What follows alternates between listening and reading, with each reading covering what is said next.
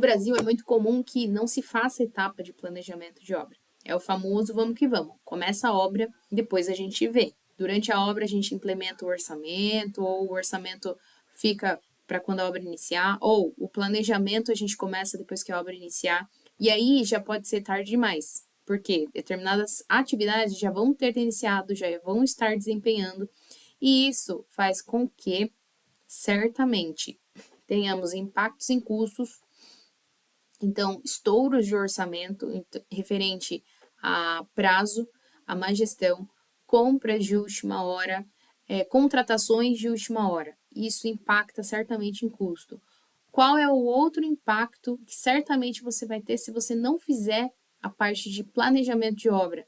Prazo. Então, as etapas de produção, elas vão avançar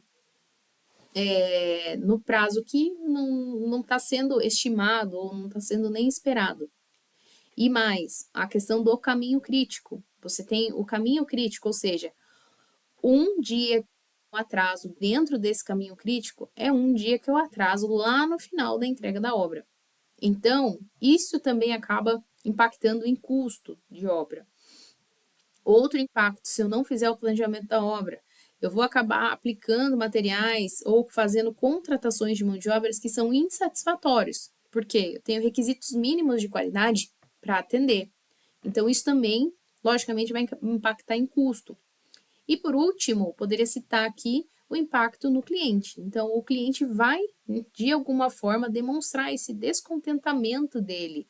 Por quê? Ele vai ver que uma obra que não foi planejada, ela tem respingo aí em várias dimensões. Custo, prazo, qualidade, enfim. E quem vai pagar mais caro é o cliente final. O cliente, o investidor, o incorporador, enfim, alguém vai pagar essa conta. Então, custa fazer planejamento de obra? Custa muito tempo, inclusive. A gente leva tempo de abrir, analisar projeto, analisar orçamento, analisar requisitos, analisar normas, fazer toda a estruturação de cronograma que eu vou ensinar aqui para vocês, toda a estruturação de uma linha de balanço, de um macrofluxo. Leva tempo? Leva, e muito. A gente desgasta a cabeça fazendo isso. Porém, ao longo da obra, esse esforço ele é diluído. A gente, como dizia lá o pai da administração moderna, né? O Peter, ele falava lá o seguinte, que a gente não pode gerenciar aquilo que a gente não consegue medir. Então, se eu não estou medindo, se eu não estou criando índices, eu não vou conseguir acompanhar, não vou conseguir controlar. Como é que eu vou saber se é bom ou ruim? É bom ou ruim em relação a quê? Então, eu preciso ter uma diretriz, né? E essa diretriz, ela nasce no planejamento de obra. Como que a gente faz, de fato, o planejamento de obra? Gente, o planejamento de obra residencial, ele tem diversas vertentes, tá? Diversas. Eu vou ensinar aqui para vocês a linha que eu trabalho. Eu vou trazer para vocês aqui na prática como eu faço o planejamento de obra, aí atuando em planejamento de obra desde 2014. Já faz um tempinho pequenininho aí. Então, assim, o que que a gente faz no planejamento de obra residencial?